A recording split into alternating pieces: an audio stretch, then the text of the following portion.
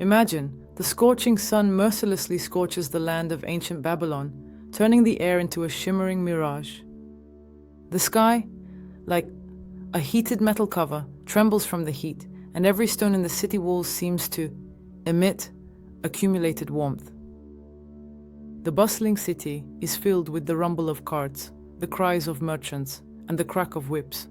But all of this seems to pause when you lift your eyes. A truly fantastic scene unfolds before you.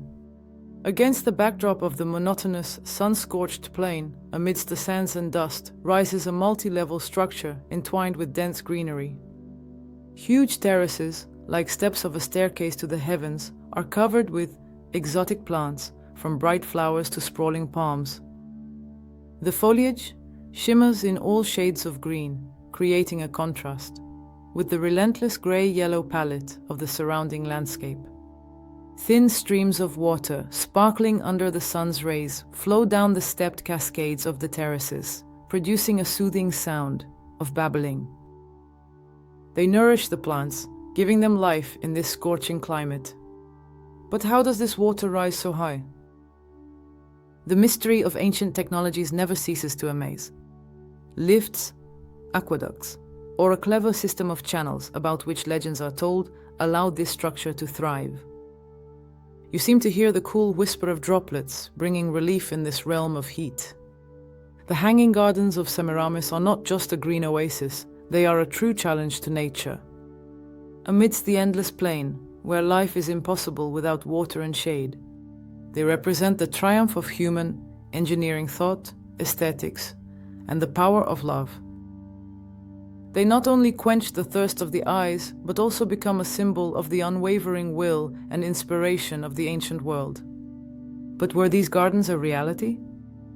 Or is it merely an artful mirage, woven from the words of poets and historians of antiquity? Perhaps it's a beautiful tale created to glorify the greatness of Babylon? Or memories of a dream that was never realized? The legends surrounding the gardens are striking in their richness, but none of the ancient texts provide a clear, unequivocal answer.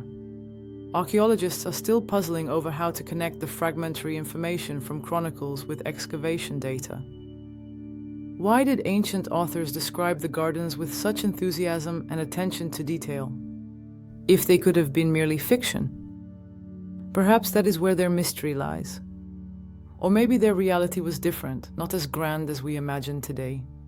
Let's transport ourselves to the past, to an era where myths and facts often intertwined so closely that it was difficult to distinguish them from one another. Let's try to look at this enigmatic world through the eyes of those who lived thousands of years ago. And perhaps we will manage to lift the veil on this amazing story. Our story begins in the legendary Babylon, a city that was a true jewel of ancient Mesopotamia, situated between the mighty Bardia rivers Tigris and Euphrates. Babylon not only impressed with its scale, but was also a symbol of power and cultural flourishing. Here giant ziggurats rose towards the sky. Walls adorned with tiles and majestic palaces radiated splendor and luxury. It was this city that became one of the most important centers of the ancient world, where art, science, and engineering reached unprecedented heights. According to the most popular version, the Hanging Gardens were created during the reign of King Nebuchadnezzar II, one of the greatest monarchs of his time. This ambitious ruler reigned from 605 to 562 BC, transforming Babylon into one of the main capitals of antiquity. His name is associated not only with military victories, but also with grand construction projects that were meant to demonstrate the power and greatness of his Thawar empire. Legend has it that one of the most touching reasons for the construction of the Hanging Gardens was the king's love for his wife, Queen Amytis. Amytis, a princess of Media, was married to Nebuchadnezzar as part of an alliance between two powerful states. However, after moving to Babylon, she found it difficult to adjust to the change in environment. Accustomed to the cool green hills of her homeland, she longed for the beauty of the Median landscapes, which contrasted with the scorching sun and dusty plains of Babylon. Nebuchadnezzar, aiming to ease his wife's longing and strengthen the alliance with Media, decided to create a haven in the heart of Babylon that would remind her of her native land. Thus, the idea was born to create artificial hills covered with exotic vegetation, combining elements of nature with complex engineering solutions. To bring this idea to life, it required not only the skill of builders, but also the advanced technologies of the time. The Hanging Gardens, according to ancient authors, became a true masterpiece. Each level of the terraces was meticulously designed, from the massive columns supporting the structure to the complex irrigation system that ensured the growth of the plants. It is said that Queen Amytis could walk along these terraces, enjoying the sight of flowers and trees, the singing of birds, and the coolness of streams, as if she had returned to the Median mountains. The Babylonian historian Berossus wrote that Nebuchadnezzar built the terraces, resembling real mountains, and planted them, with a variety of plants to recreate the landscapes of his wife Amytis' homeland. This gesture was driven not only by love, but also by the desire to give her a sense of home, a reminder of the green hills of Media, which she left for life in the dusty and hot Babylonian plain. It is hard to imagine the scale and ambition of such a project. The construction of these terraced gardens required enormous efforts. Massive stone platforms were constructed one above the other, and their surface was covered with a thick layer of soil capable of supporting not only grasses and shrubs, but also large trees. This entire complex was designed with the consideration that the plants could bloom and delight the eye in the extreme conditions of the scorching climate. Water, one of the main elements of these gardens, played a key role. A specially designed irrigation system, unmatched in the ancient world, allowed water to be lifted from the Euphrates to a height comparable to a 7-story building. The constantly flowing water filled the air with coolness, creating the illusion of a living, breathing forest in the midst of the hot plain. The water streams possibly flowed down the terraces in sparkling cascades, enhancing the impression of a paradise corner. However, there is another version that attributes the creation of the gardens to the legendary Semiramis, one of the most mysterious and vivid figures in ancient history.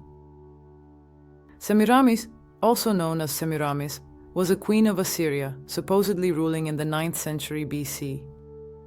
Her image is surrounded by numerous myths and legends, making her figure barely discernible in the dust of ages.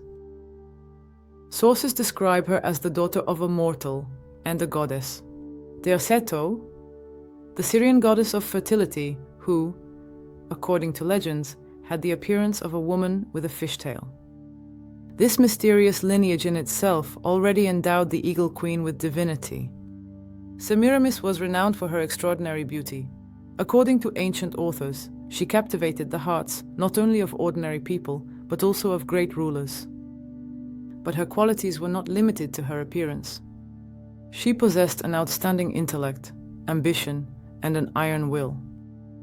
These qualities allowed her not only to ascend the throne after the death of her husband, King Ninus, but also to become one of the most powerful rulers of her time. Legends attribute to Semiramis grandiose construction projects, including not only the Hanging Gardens, but also the city of Babylon itself.